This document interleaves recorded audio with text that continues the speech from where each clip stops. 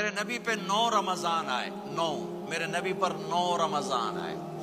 مدینہ جانے کے بعد ہجرت کے دوسرے سال شعبان کی 2 تاریخ کو پیر کے دن روزے کا فرض ہونا نازل ہوا، اور میرے نبی ستمبر میں پہنچے ہیں مدینہ منورہ، اور رمضان یوں پیچھے جا رہا، ستمبر سے اگست میں آیا ہے، اگست سے جولائی میں آیا ہے، اور جولائی سے جون میں آیا ہے، وہ میرے نبی اللہ کے پاس چلے گئے۔ سارا رمضان میرے نبی نے گرمی کا گزارا، 9 رمضان سارے گرمی کے روزے، اور میرے نبی کی سحری ہوتی تھی 2 کھجور اور 1 گلاس پانی پر روزہ رکھتے تھے عام طور پر، کبھی کبھی کھانے کو بھی مل جاتا تھا، لیکن 2-3 کھجوریں اور 1 گلاس پانی، اس پر میرے نبی نے 9 رمضان گزارے، اعتکاف کر کے دکھایا، پورا مہینہ 20 دن 10 دن، پھر ساری زندگی 10 دن کا اعتکاف فرمایا شب قدر کی تلاش میں، اور امت کو خوشخبری سنائی۔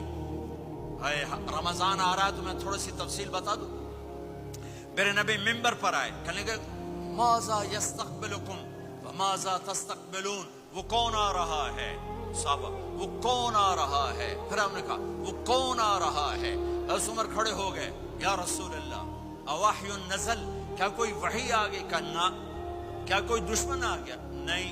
تو پھر کون آ رہا ہے؟ آپ نے کہا رمضان آ رہا ہے، رمضان آ رہا ہے، جنت کے دروازے کھل گئے، جہنم کے دروازے بند ہو گئے، رات کی تراویح کی نماز